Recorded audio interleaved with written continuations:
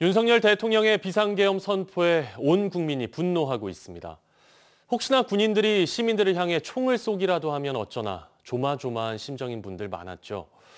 5.18 광주 학살의 비극, 그리고 지금껏 진행돼 온 5.18 진상규명의 노력들이 국민의 군대가 자국민을 향해 방아쇠를 당기지 않을 수 있도록 했다는 분석입니다. 송정근 기자입니다. 해방 이후 지금껏 계엄은 10차례 선포됐고 이 중 가장 최근의 비상계엄은 45년 전인 1979년 박정희 대통령 서거 직후에 내려졌습니다. 대통령 피살이라는 초유의 사태에 내려진 비상계엄. 하지만 전두환을 비롯한 군사 반란 세력은 1980년 5월 17일 자정을 기해 비상계엄 전국 확대라는 군사 쿠데타를 감행했습니다. 12.12 군사 반란으로 군권 장악에 성공한 전두환은 완전한 정권 장악을 위해 5.17 비상계엄 전국 확대라는 쿠데타를 일으켰습니다. 전국이 숨죽이고 있을 때 오직 광주 시민들이 특별한 용기를 냈고 이는 5.18 광주항쟁으로 발전했습니다. 광주 시민의 행동이야말로 인간이 극한 상황 속에서도 얼마나 위대한 선택을 할 수 있는지를 보여준 인간 승리의 대서사시였던 것입니다. 이후로도 계엄령은 독재자들이 위기에 처할 때마다 만지작거리는 카드였습니다.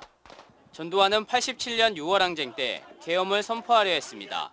시위 진압에 공수부대를 포함한 군부대 투입을 검토한 건데 광주 MBC가 입수한 육군 비밀문건에는 발포 명령까지 언급돼 있었는데 시민들의 저항에 막혀 선포되지는 못했습니다.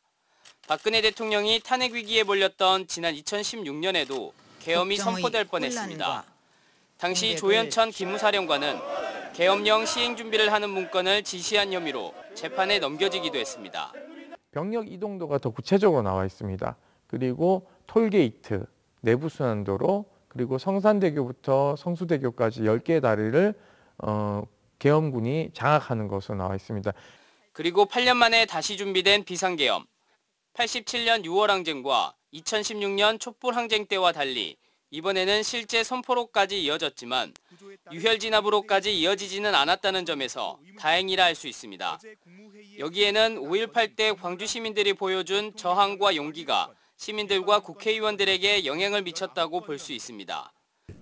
한번 경험을 해본 것 때문에 국회의원들도 국회로 곧장 모였고 또 하나는 국민들도 그러한 국회를 지키기 위해서 국회 앞으로 나간 것이 시민들을 무차별 폭행하거나 총을 쏴 사살할 경우 역사에 씻을 수 없는 죄인이 될 수 있다는 사실은 군인들에게도 잘못된 명령은 따르지 말아야 한다는 교훈으로 작용한 것으로 보입니다.